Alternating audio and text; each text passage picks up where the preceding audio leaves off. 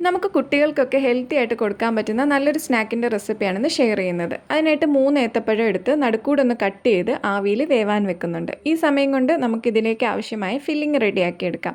അതിനായിട്ടൊരു pan അടുപ്പത്ത് വെച്ച് ഒന്ന് ചൂടായി വരുമ്പോഴേക്കും 2 ടേബിൾ സ്പൂൺ വരെ നെയ്യോ അല്ലെങ്കിൽ ഏതെങ്കിലും കുക്കിംഗ് ഓയിലോ ചേർത്ത് ഒന്ന് ചൂടായി വരുമ്പോഴേക്കും നമ്മുടെ കയ്യിൽ അവൈലബിൾ ആയിട്ടുള്ള നട്ട്സ് ആഡ് ചെയ്ത് കൊടുക്കാം. ഞാനിപ്പോൾ കുറച്ച് ഉണക്കമുന്തിരിയും അണ്ടിപ്പരിപ്പും ബദാമും ചെറുതായി കട്ട് ചെയ്തതാണ് ചേർത്ത് കൊടുത്തിട്ടുള്ളത്.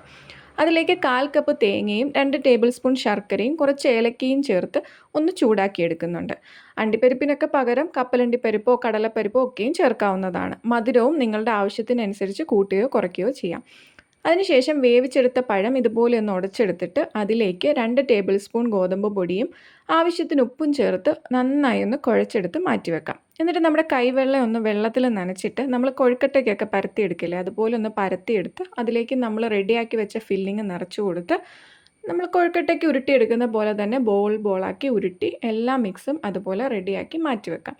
എന്നിട്ട് വീണ്ടും ഇഡ്ഡലിത്തട്ട് അടുപ്പത്ത് വെച്ച് ആ ഇഡ്ഡലിയുടെ തട്ടിൽ കുറച്ച് എണ്ണ ഒന്ന് തേച്ചിട്ട് ഇതുപോലെ എല്ലാ ബോൾസും ആവിയിൽ വെച്ചൊരു 10 മിനിറ്റ് വേവിച്ചെടുത്താൽ സ്നാക്ക് റെഡിയായി.